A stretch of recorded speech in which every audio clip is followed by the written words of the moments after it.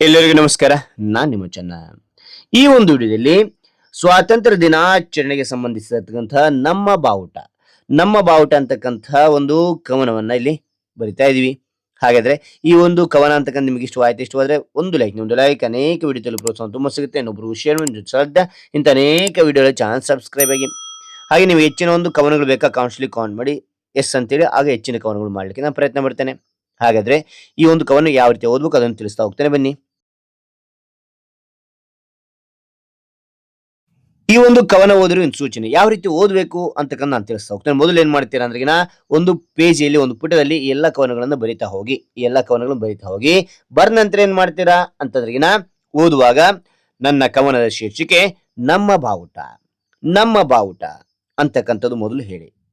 ಅದಾದ ನಂತರ ಇಲ್ಲಿ ಸಾಲುಗಳಿದೆಯಲ್ಲ, ಒಂದೊಂದು ಸಮಯ ಹೆಚ್ಚಿತ್ತು, ಒಂದೊಂದು ಸಾಲನೆ ಎರಡೆರಡು ಬಾರಿ ಹೇಳ್ತಾ ಹೋಗಿ. ಸಮಯ ಕಡಿಮೆ ಇತ್ತು, ಸ್ಪಷ್ಟವಾಗಿ ಒಂದೊಂದು ಸಾರಿ ಓದ್ತಾ ಹೋಗಿ. ಡಿಪೆಂಡ್ಸ್ ಅಪಾನ್ ನಿಮ್ಮ ಶಿಕ್ಷಕರು ಏನ್ ಹೇಳ್ತಾರೆ ಅದ್ರ ರೀತಿಯಾಗಿ ನೀವು ಮಾಡ್ತಾ ಹೋಗಿ. ಓಕೆನಾ? ಇಲ್ಲಿ ನೋಡಿ, ನಾನು ಹೇಳ್ತಾ ಇದ್ದೀನಿ ನಿಮಗೆ ಈಗ ನನ್ನ ಕವನ ಶೀರ್ಷಿಕೆ ನಮ್ಮ ಬಾವುಟ. ಹಾರುತ್ತಿದೆ ನೋಡು ತ್ರಿವರ್ಣ ಬಾವುಟ, ಹಾರುತ್ತಿದೆ ನೋಡು ತ್ರಿವರ್ಣ ಬಾವುಟ, ಗಗನದಲ್ಲಿ ಹಾರುತ್ತಿದೆ ಪಟಪಟ ಪಟಪಟ, ಗಗನದಲ್ಲಿ ಹಾರುತ್ತಿದೆ ಪಟಪಟ ಪಟಪಟ.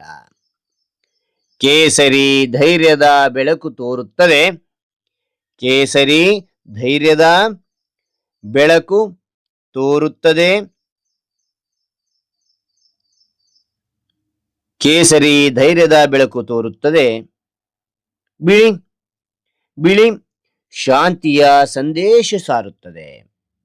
ಮತ್ತೊಮ್ಮೆ ನೋಡಿ, ಹಾರುತ್ತಿದೆ ನೋಡು ತ್ರಿವರ್ಣ ಬಾವುಟ, ಗಗನದಲ್ಲಿ ಹಾರುತ್ತಿದೆ ಪಟಪಟ ಪಟಪಟ, ಕೇಸರಿ ಧೈರ್ಯದ ಬೆಳಕು ತೋರುತ್ತದೆ, ಬಿಳಿ ಶಾಂತಿಯ ಸಂದೇಶ ಸಾರುತ್ತದೆ. ಓಕೆನಾ? ಆ ನಂತರ ಇದೇ ಕವನ ಮುಂದುವರಿಸ್ತಾ ಇಲ್ಲಿ ನೋಡ್ತಾ ಇದೀವಿ. ಎರಡನೇ ಪ್ಯಾರಾದಲ್ಲಿ ಹಸಿರು ಬಣ್ಣವು ಸಮೃದ್ಧಿ ತೋರಿಸುತ್ತದೆ, ನೀಲಿ ಚಕ್ರವು ಪ್ರಗತಿಯ ದಾರಿ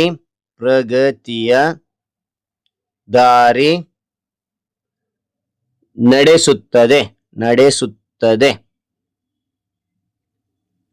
ತ್ರಿವರ್ಣ ಧ್ವಜದ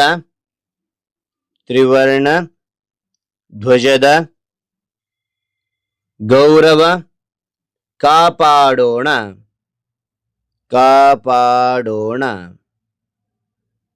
ಜೈ ಹಿಂದ್ ಎಂದು ಹೆಮ್ಮೆಯಿಂದ ಹಾಡೋಣ.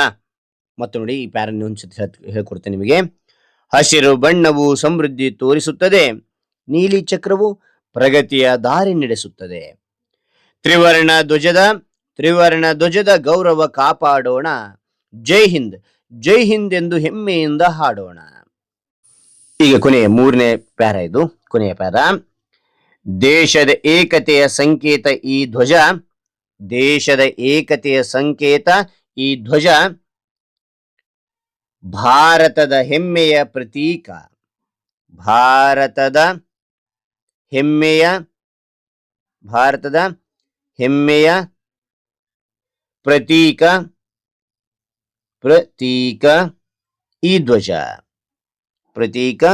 ಈ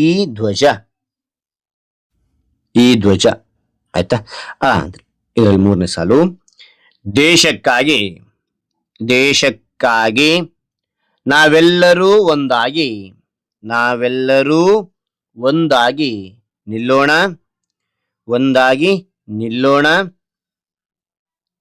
ಭಾರತ ಮಾತೆಗೆ ಜೈ ಎಂದು ಘೋಷಿಸೋಣ. ಮತ್ತೊಂದು ಈ ಪ್ಯಾರ ನೋಡ್ತಾ ಹೋಗಿ. ದೇಶದ ಏಕತೆಯ ಸಂಕೇತ ಈ ಧ್ವಜ, ಭಾರತದ ಹೆಮ್ಮೆಯ ಪ್ರತೀಕ ಈ ಧ್ವಜ, ದೇಶಕ್ಕಾಗಿ ನಾವೆಲ್ಲರೂ ಒಂದಾಗಿ ನಿಲ್ಲೋಣ, ಭಾರತ ಮಾತೆಗೆ ಜೈ ಎಂದು ಘೋಷಿಸೋಣ, ಅಂತೇಳಿ ಲಾಸ್ಟ್ ಅದನ್ನ 2 ಅಥವಾ 3 ಸಾರಿ ಹೇಳ್ತಾ ಹೋಗಿ. ಓಕೆನಾ? ಹಾಗಾದ್ರೆ ಈ ಕವನ ಅಂತಕ್ಕಂಥ ಇಷ್ಟವಾದ ಒಂದು ಲೈಕ್ ಅನೇಕ ವಿಡಿಯೋದಲ್ಲಿ ಪ್ರೋತ್ಸಾಹ ತುಂಬಾ ಸಿಗುತ್ತೆ. ಇನ್ನೊಬ್ರು ಸಾಧ್ಯ ಇಂಥ ಅನೇಕ ವಿಡಿಯೋಗಳ ಚಾನಲ್ ಸಬ್ಸ್ಕ್ರೈಬ್ ಆಗಿ. ಹಾಗೆ ನಿಮಗೆ ಯಾವ ರೀತಿಯ ಕವನ ಬೇಕಂತೇಳಿ ಕಾಮೆಂಟ್ ಮಾಡಿ, ಆ ವಿಷಯಕ್ಕೆ ತಕ್ಕಂತೆ ನಾವು ವಿಡಿಯೋ ಮಾಡಿ ಪ್ರಯತ್ನ ಪಡ್ತೇನೆ ಅಂತ ಹೇಳ್ತಾ, ಮತ್ತೊಂದು ಹೊಸ ವಿಷಯನಿಗೆ ಮತ್ತೊಂದು ಹೊಸ ವಿಡಿಯೋ ಭೇಟಿ ಆಗ್ತೇನೆ. Thank you for watching. Bye.